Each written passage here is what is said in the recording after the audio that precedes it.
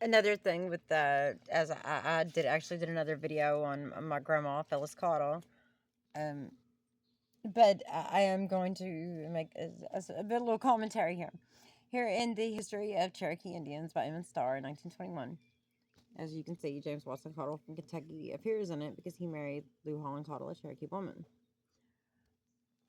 I have always been a longtime fan of the artist Lightfoot. He was the very first Native American hip hop artist. I picked up a CD at a powwow, not in Kentucky, actually. I was at a powwow in another state. And as I was walking by, I saw a CD, and it wasn't the traditional flute music and sounds of nature and all this stuff. It was the cover of the CD that actually caught my attention.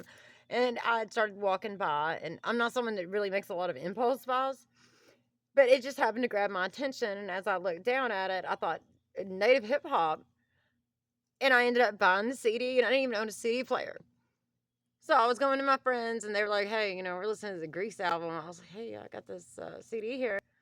Why don't you give it a listen?" So they let me stick it in their CD player and sort of play this music and stuff. Because, like I said at the time, I was still using cassettes. I didn't have a CD player. I was a young teenage girl in the '90s. Uh, but I've noticed certain things through Lightfoot's music.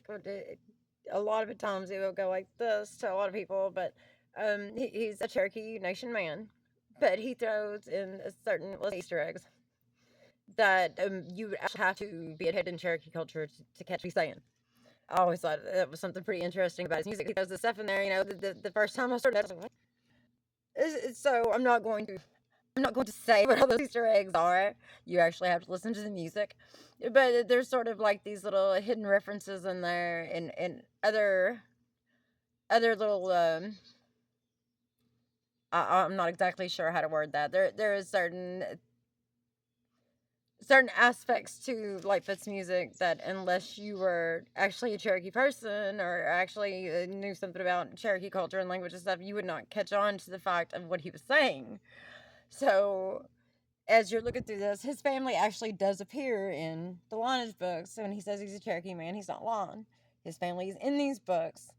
Um, but as you listen to his music, which I love his music, he's the first native artist that did hip hop, and very first artist ever that incorporated native music, such as powwow drums and all that, into actual hip hop music. I thought it was some of the most awesome stuff ever. I still love to hear it. If you listen to Superman, sometimes you hear him sort of drop little, I will say, subtextual messages through his music.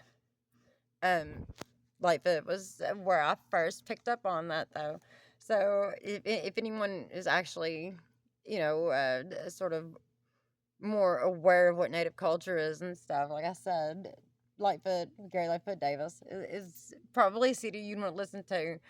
If you listen to it and you aren't picking up on these little subtextual things he has to say, then you might want to grab some Cherokee history books and actually read through them and learn a little bit about the culture. But it is actually one of my more favorite things about his music, because if you listen to it, you have to know about Cherokee culture to catch what he's referencing. It's just, it's kind of like something hidden within something else, which everyone it sort of loves a mystery. So it's actually a pretty great thing. And if you do catch on to it, or if you haven't before, I would say pick up the CD. When you hear it, get yourself educated Cherokee culture, Cherokee history, and you will be able to actually hear these things for yourself if you actually know anything about Cherokee history.